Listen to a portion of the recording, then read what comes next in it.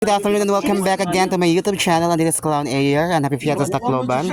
And we are here right now ug naami karon guys sa Tabon-Tabon Leyte with Jonar Irana Inyong Jr., Patty De Leon, Jamaica. Thank you so much Ryan Palanya and family. Hello Raymar, thank you. And of course dara ang mga lubi guys, dara ang mga saging.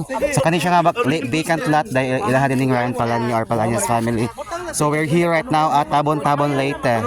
Okay, mao ni nga mga kid, mga bata guys. Mga kuan teenage nga nagkuha sa butong guys. Shout out.